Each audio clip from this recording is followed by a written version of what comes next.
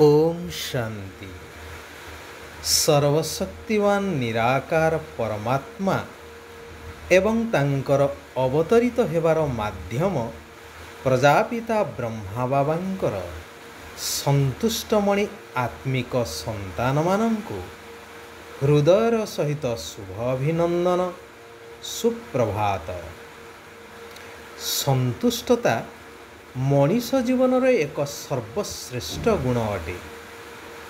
संतुष्ट आत्मा सर्वदा हर्षित रहिबा सहित समस्तंकु मध्य संतुष्ट करिवार श्रेष्ठ सेवा करिथांती। गोटे राज्य रे जणे महादानी धर्मपरायण राजा राज्य करुथिले। सुशासन दक्षता संपन्न प्रजावत्सल होइथिबा कारणरू समस्त प्रजा तांकु बहुत आदर सम्मान करुथिले। राजा विद्वान पंडित एवं ब्राह्मण मानंकु अत्यंत श्रद्धा करुथिले एवं सम्मान मध्य करुथिले। थरे जणे ब्राह्मण राजदरबार रे पहुँचिले। धर्म एवं शास्त्र विषय रे आलोचना करी एपरी उपदेश मान देले जद्वारा केवल राजा कहीं सारा सभासद वर्ग पंडितगण समस्ते भावविह्वल होइगले। राजा खुशी होई तांकु दरबारी पंडित रूपरे मध्य नियुक्त देले। ब्राह्मण यथोचित सम्मान पाई निज नूतन प्रकोष्ठ रे रात्रि जापन कले, किंतु संतुष्ट नथिले। परदिन राजसभा रे उपस्थित हेले। राजा तांकु लक्ष्य करुथांती जे से विरस बदन रे बसिछंती। एही परी किछि दिन बीतीगला परे राजा दिने पचारिले, महाशय आपण तो उपदेश रे कहिथिले कि सर्वदा खुशी रे रहिबा ही प्रकृत जीवन, परंतु आपण एपरी विरस बदन कोन पाई? ब्राह्मण कहिले, महाराज मु भाविथिली आपण मते मुख्य पंडित पदरे नियुक्त करिवे, परंतु राजा चुप रहिले। एकांतरे मुख्य पंडितंक सहित राजा परामर्श करी उक्त ब्राह्मण को सही पदरे नियुक्त करिदेले। जेहेतु सही ब्राह्मणंकर मुख्य राज पंडितंकर कार्यावली उपरे अनुभव नथिला, तेणु प्रत्येक मुहूर्त रे तांको विभिन्न समस्यार सामना करने को पड़ुथिला। सेथिरे से विचलित होई सर्वदा चिंतित रहुथिले। दिने सुजोग देखि राज्य छाड़ी पलायन कले। जदि तांको पदरे से संतुष्ट रही थांते तेबे से आनंदरे रही थांते, परंतु असंतुष्टता कारणरू सबकिछि हरैले। पद हरैले, सुख शांति मध्य हरैले, मुह लुचेई राज्यवासी को छाड़ी चली गले। सेथिपाई कहा जाए, भाग्य अनुसारे प्रत्येक को जहाँ मिली थाए सेथिरे संतुष्ट रहिबा आवश्यक। भगवान कहउछंती, संतुष्ट मणिर श्रेष्ठ स्थिति रूपी आसन रे स्थित हेबा पाई प्रसन्नचित निश्चिंत आत्मा हुआ। एई कल्याणकारी पुरुषोत्तम संगम जुगी ब्राह्मण जीवनर विशेषता हेला संतुष्टता। संतुष्टता ही सर्वश्रेष्ठ संपत्ति अटे। एही संगम जुग ही हेउछि संतुष्ट रहिबा एवं संतुष्ट करिवार जुग। संतुष्टता ही ब्राह्मण जीवन रे पवित्रता रूपी व्यक्तित्वर प्रतीक। संतुष्टतार मुख्य कारण हेउछि सर्वप्राप्ति। ଏବଂ ଅସନ୍ତୁଷ୍ଟତାର କାରଣ ହେଉଛି ଅପ୍ରାପ୍ତି। ତେଣୁ ବର୍ତ୍ତମାନ ସ୍ୱୟଂ ପରମାତ୍ମା ଆମ ସନ୍ତାନମାନଙ୍କୁ ବ୍ରହ୍ମାଙ୍କ ଦ୍ୱାରା ପୋଷ୍ୟ ସନ୍ତାନ ରୂପେ ଗ୍ରହଣ କରିଛନ୍ତି ଏବଂ ନୂତନ ବ୍ରହ୍ମା ମୁଖବଂଶାବଳୀ ବ୍ରାହ୍ମଣ ଜନ୍ମ ଦେବା ମାତ୍ରକେ ହିଁ ସର୍ବସମ୍ପତ୍ତିର ଅଧିକାର ମଧ୍ୟ ପ୍ରାପ୍ତ କରୁଛନ୍ତି, ପ୍ରଦାନ କରୁଛନ୍ତି।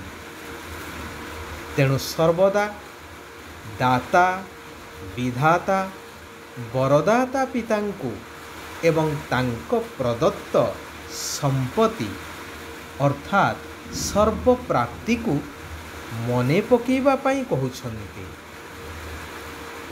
ଯେପରି ଦେବୀ ଦେବତାମାନଙ୍କର ସର୍ବଦା ହର୍ଷିତ ଚେହେରା ହୋଇଥାଏ ନା, ଖୁସିର ଝଲକ ଚେହେରାରୁ ପ୍ରତୀୟମାନ ହୋଇଥାଏ, କାରଣ ସେମାନେ ସର୍ବପ୍ରାପ୍ତି ସମ୍ପନ୍ନ। ସେହିଭଳି ବାବା ଆମ ସନ୍ତାନମାନଙ୍କୁ କରେଇବା ପାଇଁ ଏହି ସଙ୍ଗମ ଯୁଗରେ ଆସିଛନ୍ତି। ତେଣୁ ନିଜ ପ୍ରତି, ସେବା ପ୍ରତି ଏବଂ ସମସ୍ତଙ୍କ ପ୍ରତି ସନ୍ତୁଷ୍ଟ ରହିବା ଆବଶ୍ୟକ। ବିଧିପୂର୍ବକ ଯୋଗ ଲଗେଇଲେ ଏହାର ପ୍ରାପ୍ତି ସ୍ୱରୂପ ସିଦ୍ଧିପ୍ରାପ୍ତ ହୋଇଥାଏ, ଅର୍ଥାତ୍ ନିଜକୁ ସୂକ୍ଷ୍ମାତି ସୂକ୍ଷ୍ମ ଜ୍ୟୋତିର୍ବିନ୍ଦୁ ଆତ୍ମା ମନେ କରି ନିରାକାର ପରମାତ୍ମା ଜ୍ୟୋତି ସ୍ୱରୂପ ଭଗବାନଙ୍କ ସହିତ ନିରନ୍ତର ବୁଦ୍ଧିର ଯୋଗକୁ ଲଗେଇ ରଖିବା, ଏହା ହିଁ ହେଉଛି ପ୍ରକୃତ ଯୋଗ। ସନ୍ତୁଷ୍ଟତାର ଲକ୍ଷଣ ଗୁଡ଼ିକ ନିଜ ଭିତରେ ସର୍ବଦା ଅନୁଭବ ହେବା ଦରକାର, ଯେପରି ବ୍ୟକ୍ତିତ୍ୱରେ ଏହା ପ୍ରତିଫଳିତ ହେଉଥିବ। ସନ୍ତୁଷ୍ଟତା ଅର୍ଥାତ୍ ବୁଦ୍ଧି ସହିତ ହୃଦୟ ମଧ୍ୟ ସର୍ବଦା ଆନନ୍ଦ ବା ଆରାମ ଅନୁଭବ କରୁଥିବ, ସୁଖ ଆଉ ଶାନ୍ତିର ସ୍ଥିତିରେ ରହୁଥିବ। ଏହିପରି ସନ୍ତୁଷ୍ଟମଣି ହିଁ ଭଗବାନଙ୍କର ମସ୍ତକର ମଣି ସଦୃଶ ଚମକିଥାନ୍ତି। ତେଣୁ ନିଜକୁ ଚେକ୍ କରିବା ଆବଶ୍ୟକ, ମୁଁ ସନ୍ତୁଷ୍ଟ ମଣି ହେଲେଣି ତ? ଶିବ ବାବା କହୁଛନ୍ତି, ଯେତେବେଳେ ତୁମେ ତପସ୍ୱୀ ଆତ୍ମାମାନେ ନିଜର ସମ୍ପନ୍ନ ଏବଂ ସମ୍ପୂର୍ଣ୍ଣ ସ୍ଥିତିରେ ରହି ବିଶ୍ୱ ପରିବର୍ତ୍ତନର ସଂକଳ୍ପ କରିବ, ସେତେବେଳେ ଏହି ପ୍ରକୃତି ମଧ୍ୟ ଖୁବ୍ ହଲଚଲ କରିବାର ନୃତ୍ୟ କରିବ, ଅର୍ଥାତ୍ ବିଶ୍ୱ ପରିବର୍ତ୍ତନରେ ସମ୍ପୂର୍ଣ୍ଣ ସହଯୋଗୀ ହେବ। ବାବା କହୁଛନ୍ତି, ନିଜର ପ୍ରତ୍ୟେକ ସଂକଳ୍ପ, ବାଣୀ ଏବଂ କର୍ମ ଦ୍ୱାରା ପୁଣ୍ୟକର୍ମ କରୁଥିବା ଆଶୀର୍ବାଦର ଅଧିକାରୀ ହୁଅ। ନିଜେ ନିଜ ସହିତ ଏହି ଦୃଢ଼ ସଂକଳ୍ପ କର ଯେ ସାରା ଦିନ ଭିତରେ ସଂକଳ୍ପ, ବାଣୀ ଏବଂ କର୍ମ ଦ୍ୱାରା ପୁଣ୍ୟ ଆତ୍ମା ହୋଇ କେବଳ ପୁଣ୍ୟ କର୍ମ ହିଁ କରିବି। ଏହାଦ୍ୱାରା ପ୍ରତ୍ୟକ୍ଷ ଫଳସ୍ୱରୂପ ସମସ୍ତଙ୍କଠାରୁ ଆଶୀର୍ବାଦ ପ୍ରାପ୍ତ ହୋଇଯିବ। ଏହିଭଳି ଆଶୀର୍ବାଦ ପ୍ରାପ୍ତ କରିବାର ଅଧିକାରୀ ଆତ୍ମା ହିଁ ବିଶ୍ୱ ପରିବର୍ତ୍ତନର ନିମିତ୍ତ ହୋଇଥାନ୍ତି। ତେଣୁ ସର୍ବଦା ଏକମାତ୍ର ବାବାଙ୍କର ସଙ୍ଗରେ ରୁହ ଏବଂ ବାବାଙ୍କୁ ନିଜର ସାଥୀ କରିଦିଅ। ଏହା ହିଁ ଶ୍ରେଷ୍ଠତା ଅଟେ, ଶ୍ରେଷ୍ଠ ପୁରୁଷାର୍ଥ ଅଟେ, ଆତ୍ମାର ଉନ୍ନତିର ଆଧାର ଅଟେ। ଆଚ୍ଛା, ଆଜି ପାଇଁ ଏଇଠାରେ ଆମେମାନେ ବିରାମ ନେବା।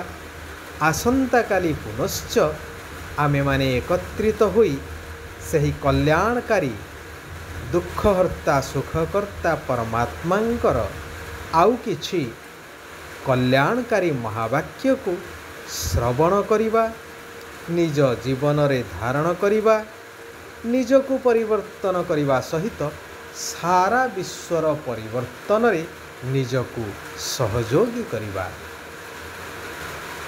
ଓମ୍ ଶାନ୍ତି, ଓମ୍ ଶାନ୍ତି, ଓମ୍ ଶାନ୍ତି, ଓମ୍ ଶାନ୍ତି।